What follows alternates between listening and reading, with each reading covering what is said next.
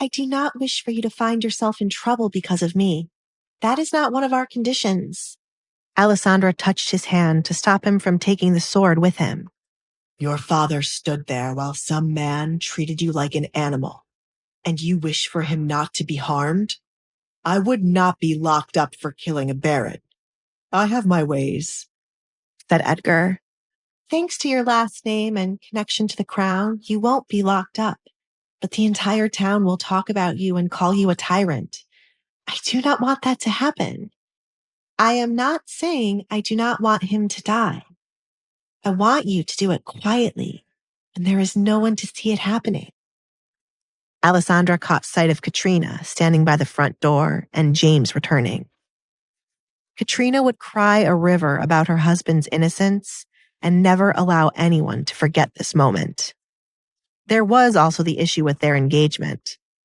Although Alessandra accepted Edgar's proposal, her father was now claiming she was going to marry someone else. With there being no announcement nor ring on her finger, her father could send her anywhere he liked. There was no law to stop him. Edgar was certain Alessandra had not heard all the rumors surrounding him. He was already labeled a tyrant, and killing a baron wouldn't make his reputation worse or better. Still, it was Alessandra's choice when it came to her father's life. I will take care of it quietly. The other man you can get rid of. He is here to take me to his master, but my father told me it is another man I will wed. I don't want to run into him again. Alessandra was terrified of the man who came to pick her up. Do not leave this carriage unless I call your name, Edgar instructed her, then closed the door. Edgar, I believe it would have been right for me to hear what you were talking about with my daughter. There is no need for you to get violent. Desmond stepped back as Edgar started walking towards them with his sword dragging against the ground. There was someone who asked for Alessandra's hand before you did. Who? Edgar asked in a low tone. He was tempted to do as he pleased, but his soon-to-be wife in the carriage would never forgive him if he did. Edgar was trying to follow the lengthy lecture Alfred gave him. It was something along the lines of a happy wife, happy life. Who are you trying to send my woman to? Didn't I make it quite clear the last time I was here? If a single strand of her hair was out of place, I would kill you. Silly me. Edgar raised his sword to tap it against his head. Faint red lines formed where the sword grazed his skin. My memories must be messed up.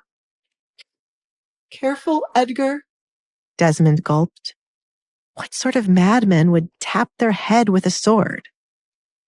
Well, are my memories messed up, Baron? No, but there was a man who came before you, and... Who? Edgar repeated the word much louder this time. I saw you, Baron, raising your hand like you wanted to... But now you cower before me. You are no man. I gave you such a simple warning. Forgive me. Desmond dropped to his knees. He clasped his hands together, begging Edgar to spare him this once. I never intended to disrespect you. You there. Edgar pointed his sword at Rowan when he started to walk to the other parked carriage. It would be rude for you to not introduce yourself. Rowan frowned, slightly annoyed he was brought into the Baron's mess. The Baron had one simple job, to send off Alessandra, and now the Duke was involved. He needed to leave before the Duke could question him about his master. Allow me to introduce myself, Duke Collins. There seems to be a misunderstanding. Rowan walked up to Edgar with one hand out for the Duke to shake and another behind his back, hiding his dagger. Desmond covered his mouth, tears falling from his eyes as he watched Rowan's head fall to the ground. He could not pinpoint when Edgar had swung his sword to execute Rowan.